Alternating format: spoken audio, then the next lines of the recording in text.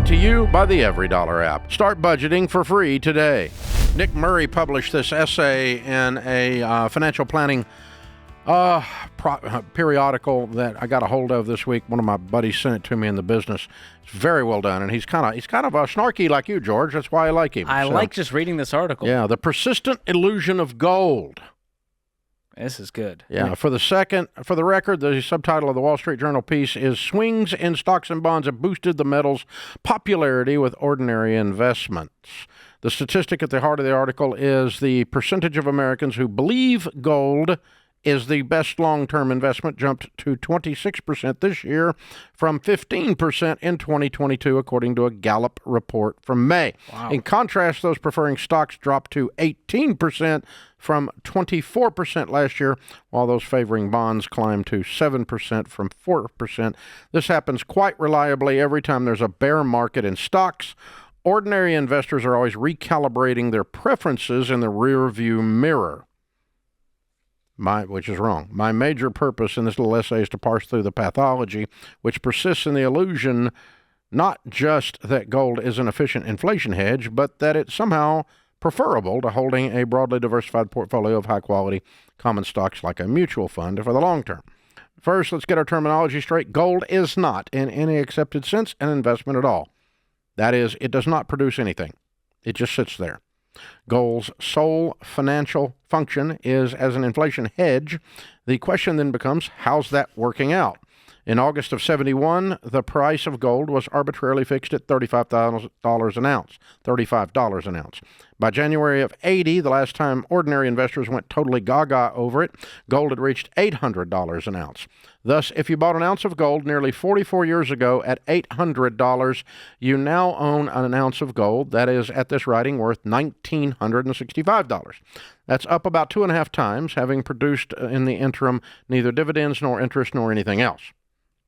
It now becomes my painful duty to disclose to you that the Consumer Price Index in January of 80 stood at 78. In July of this year, it was 306, just shy of 4 times, which means that to have kept up with inflation, your $800 gold ounce would have to be valued at $3,200, but it isn't. It's at $1,900. Oof. Not even close. So not much of an inflation hedge. Wait, it gets worse. The Standard & Poor's 500 stock index, the end of January 80, was 115. As of right now, it's in the 4,490. And that's right, while the price of gold was rising 2.5 times, the S&P 500 went up 39 times. Not Ouch. Counting dividends, which at the risk of repeating oneself, gold does not pay. With reinvested dividends and assuming you paid taxes from another source, $800 invested in the S&P in January of 1980 left to compound would currently be worth $95,000, not $1,900. There's Ouch. the difference in mutual funds and gold. Mic drop. You can't even argue with that. I mean, the guy just laid it out so beautifully. Boom. In your face. Boom. So I read somewhere that gold is actually a pretty effective inflation hedge over extremely long periods, perhaps a century or more. Not true either, by the way. If you go back and pull gold since the 1800s, it has an average annual of about 2.2%, where the S&P has an average annual of about 11.8%. How is that an inflation hedge? It's not. It's mythology. It's gold has the mysterious ability to make people look like idiots. It's mysterious. I mean, they say things that are just blatantly not factual, and believe things that are blatantly not factual because it is a shiny rock. I do not understand. But I'll tell you what, from 1980 to today, you could put $800 in and you'd have $95,000, or you could put $800 in gold and you'd have $1,900. Ouch. I don't know how anyone could just be doing the math on that going, well, Dave, I sleep better at night knowing I got gold in case the economy crashes. No, and I got $1,900 instead of $95,000. I'll help you with your sleep. We've played this game because we've played it out of what happens. Let's see, every company goes to zero. That's what would have to happen for the stock market to go to zero. Every company goes bankrupt. You have your gold bars. If the stock market had grown from 800 to 1,900 since 1980, the American economy would have collapsed. Yeah. Would have collapsed. Because that would have meant that the typical company is losing money, that the average is that horrible.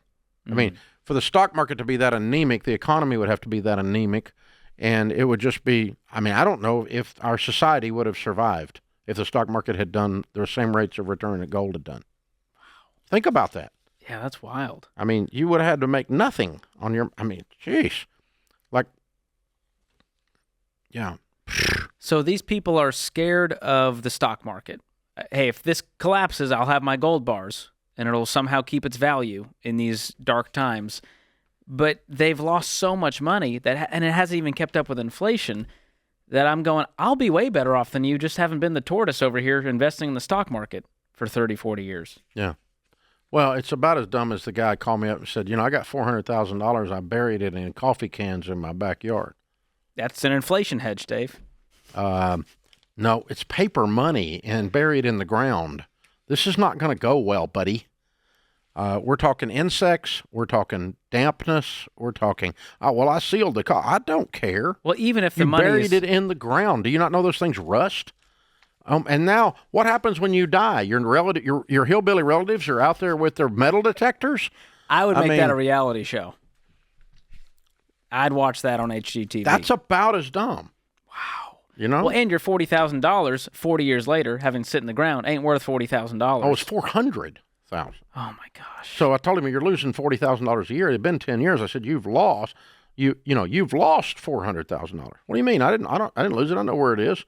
No, you lost what you could have made another $400,000 in 10 years on this. Millions. And meanwhile, it's sitting back there doing absolutely nothing. Your 800 could have become 95, but you put it in gold and it became 95,000, and you put it in gold, it became 1,900. Ugh. Nick, you did a good job with this article. I don't know you personally. I hope we get to meet someday, but your analysis and your critical thinking skills are dead on. It is not proper to say that gold or any other commodity is an investment. It is a speculation, but it's not an investment. It reminds me of crypto.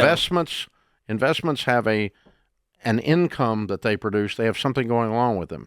Even real estate, when you buy it and it doesn't have an income associated with it, all you're looking for is the increase in value. Now you're speculating rather than investing. Mm. That speculators lose money. Investors make money.